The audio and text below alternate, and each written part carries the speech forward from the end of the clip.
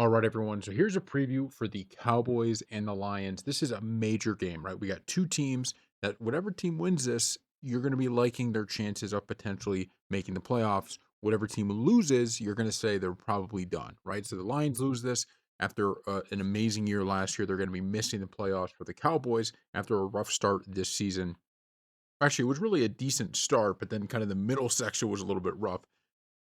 They've turned it around, right? They have two major wins in spots that you're not used to seeing them win. And so this game is just going to be massive and it's being played in Detroit. So we're going to start looking at the odds here with the Dallas Cowboys being 3-point underdogs on the road. The total for the game is 54.5 on the money line. The Cowboys are plus 140 and the Lions are minus 166, which means that, you're not going to probably play that money line, but there's a chance, right? This isn't like a minus 300. There's a world in which people say, I'm going to load that up a little bit instead of going with the spread. So let's start by giving the argument for each side. I think this is one of those games that's so close that you could probably give an argument for each side covering. So let's start with the Cowboys. Why do we think that they could cover this game? Well, for starters, it's Dak Prescott, right? He is to me the number one guy here because what we're seeing this year that I just can't remember seeing in past years is this is a guy that just appears to be fearless, right? You saw against the Chiefs, he throws an interception early, whether it's his fault or not. The interception got thrown early. He did not get timid. He did not get scared. He continued to throw the football down the field. And that has led to probably, if you really watch these Cowboys games, there's a lot of plays you go, man, that could have been picked. Instead, you get these big plays. And I understand you might think, well, that seems like kind of a negative. For Dak, I think that's a positive, right? For the talent this team has, he is right now playing the QB position exactly how he needs to play it, right? He's someone, look, you fall down 21 points to the Eagles, you can roar all the way back, right? You can come all the way back in that one. You, throw a pick early against the Chiefs, you still find a way to win. That's a big piece. And when you figure how injured this line's defense is, man, that's a great combination. The second part of this, the two receivers paired with the run game, right? When you look at this team right now, you have CeeDee Lamb, who, he's had some drop problems, but he's still a guy that can make tremendous plays, right? And we've seen those plays when he's been healthy this year. On the other side, you have George Pickens, who, because CeeDee Lamb is the number one receiver and he's, the number two, right? At least coming into the year, that's certainly what it looked like. He's been getting the easiest looks he's had, and he's still making the tough catches too. So he's getting a little bit of both, and he has played like a 1A type receiver, taking a lot of pressure off of CeeDee Lamb. Another thing, we talked about this before the year. You look at the running game here with Williams, right? And we didn't really know who was going to be the main back before the year, but Williams has certainly taken that on himself. He's been phenomenal. And Dak is better when he has a run game. Almost all quarterbacks are, but I think Dak especially is much better when he has a run game and their ability to kill clock, right? And control the game with that run game it's just you can't really measure it. And they're going up against a team in the Lions in which, the defense has been a problem. Look at some of these games the Lions have played. Go back to the Giants game. The New York Giants were able to stay in that game and their offense was able to look pretty good. You can't do that if you're the Lions against this Cowboys team. They have a lot more talent at the receiver position than the Giants currently had, right? So you just cannot do that. Even a game like the Packers, right? When you look at the Packers, they got a good defense. Obviously, Josh Jacobs and company, they know how to run the ball. Matt LaFleur is a great offensive mind. Jordan Love is a really good quarterback. But they don't have top tier receiver talent, right? This is kind of a receiver by committee, and we're waiting for that guy to really show himself as, okay, he's the number one receiver, right? So the Packers have a decent receiving core, but not consistently great. The Cowboys have a great receiving core. They have a phenomenal receiving core, and they have a healthy run game with a quarterback that can sling it and is slinging it. And that's nightmares for the Lions defense. The other part of this is that this defense is much improved. There's still, don't get me wrong, there still are holes in this defense, right? There's still those moments where you're kind of scratching your head saying, oh my God, this defense just gives up the worst, the dumbest big plays, especially on the back end. But if you compare this defense to what it looked like in the beginning of the year, it's problems for teams they're playing, right? This is not a defense. Look at the game against the Chiefs. The offense played great. The defense came up with major plays in that game. If the defense played like they did earlier in the year, Cowboys lose that game.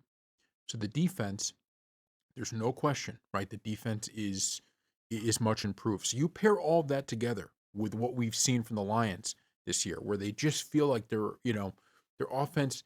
It feels like you see glimpses of the Lions we remember from last year. It's just some of those fourth downs they're not getting, right? There's just those plays where the pressure gets to Jared Goff, because they bring a blitz and he just can't make that throw that he was making last year. All of that stuff. It's a big case as an underdog, +3, dealing, a lot of the Lions are dealing with injuries. That's the argument for them.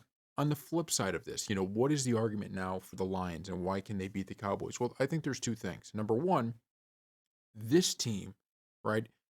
I think there's a level of you could trust this team more than you could trust the Cowboys over the last few seasons, right? You go back to last year, I think Dan Campbell has this team. A lot of people talk about Ben Johnson and they talk about Aaron Glenn, and I think both of them actually are going to be great coaches. I was a little skeptical of Ben Johnson, but he's so far at least, proven his skeptics wrong. I still think this is a Dan Campbell led team, right? You're probably going to have some fall off when you lose coordinators as good as they were, but this is still Dan Campbell's team, and they still have a tremendous amount of talent. And when you talk about Jameer Gibbs and the ability to run the football, the ability to make these plays, you do trust them, right? You do have a level of trust that this is the moment that a Dan Campbell led team finds a way to win. Remember last year, and I understand they did have Aaron Glenn. That defense was injured, injured, injured, injured, and they found a way in certain spots to be able to still make those plays. So, I do trust them. And the Cowboys, just, simply put, last week was a game that I felt like, okay, they potentially could lose that one, right? The old Cowboys would have, and they didn't. But now we're moving to this one, and I'm just a little bit scared that there's a world in which the Cowboys just set themselves too far back early on, right? You have that loss to the Panthers, you have that loss to the Cardinals. Both of those games, and look, the Panthers are a really good team, but you felt like they had their chances in that one. The game against the Cardinals was just terrible. So when you really go through and you look at some of those games, you just feel like maybe they just had a mistake, right? They just set themselves back a little bit too much. And even if this is a Cowboys team you could trust, which I do think there's a lot for Dallas to be happy about, because like I said, last game was the game you would have expected them to drop the ball, and they did not.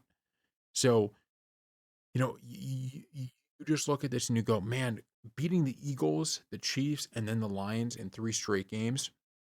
What was it, the Raiders before that? But still, those 3 teams in a row, that's a tough feat. Going 2-1 in that stretch is a big deal.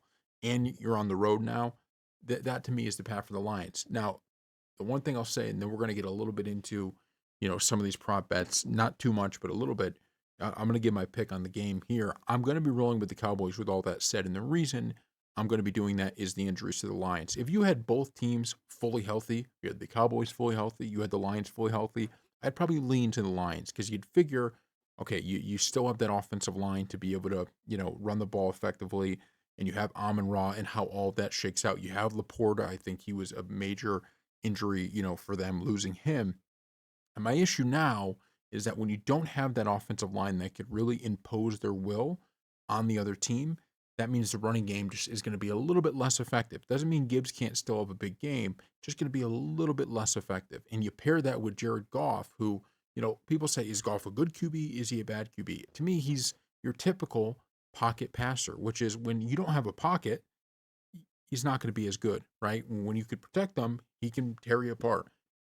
He could pick you apart on the field. He could do everything, that has shown in the past few years that made this team so great. He just hasn't had those same looks this year. And when the pressure's there and he has to make a split-second decision, there's been a few plays in these big games they've lost where you go, if he just makes it that throw, they may actually win the game. And instead of making those throws, they didn't get the fourth down, or it's a field goal instead of a touchdown. And those add up at the end of the day, right? Those really do add up. So I'm rolling with the Cowboys just because I think the Lions, they're maxed out this year in terms of injuries. And I think you have one team whose stock is really falling just for this season. I think the Lions are going to be fine next year. People are acting like, oh man, the Lions this is going to be a terrible year for them.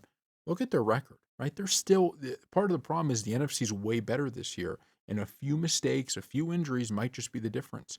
for this team. Everyone knew they weren't going 15 and what was it, 15-2, or yeah, I think it was 15-2, right? Or whatever they went last year. People knew they weren't going to do that again, right? Only have a few losses. They were expecting to have a little bit of a drawdown. People probably didn't realize the Bears would do what they're doing, right? But because of that, I just think this is the Lions. This is a year where they can retool in the offseason and maybe get back at it next year in terms of making the playoffs. I think the Cowboys are surging. All right, so we're going to look at a few TD scores here.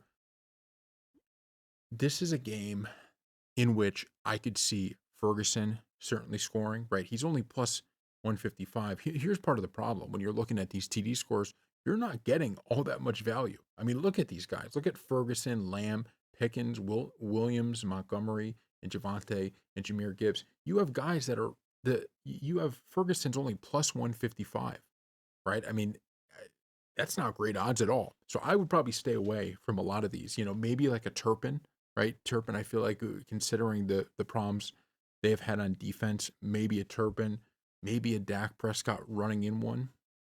I could see that, right? No question about it. I could see that. Maybe as I go down here, yeah. I mean, those are yeah. I mean, I think really I'm not a fan of a lot of these. I think some of these are they're expecting this game to be high scoring, and I think you know, I just don't know if you're gonna, I could see this game as much as we think it's gonna be, just a shootout both ways. I could see both teams' defenses showing up at least in parts, right, and maybe forcing turnovers or forcing field goals. So look, really, if this game's high scoring, you could pick anyone up here and they're probably cashing, right? These are the guys that score the most, right? These guys are probably going to be getting in there, but I just don't necessarily know. I think someone like Turpin, he could bust a big play, right? Even if he gets a return or something like that. So that's what I would go with in terms of these TD score prop bets. But like I said, I'm not huge on prop bets in this one just because there just doesn't seem to me to be much value, right? If they're only, like something like Turpin plus 550, I'm willing to consider, right? But Jameer Gibbs minus 235. What happens if Montgomery takes all his touchdowns, right? I mean, in that case, and actually, here's one more thing before we go.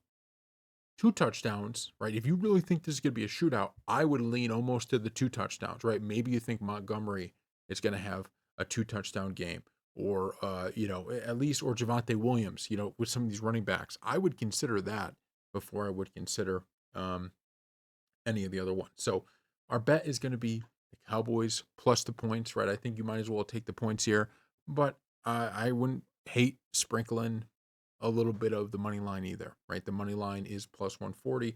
They are underdogs. I just think the injuries are too much for the Lions. Thank you all for watching.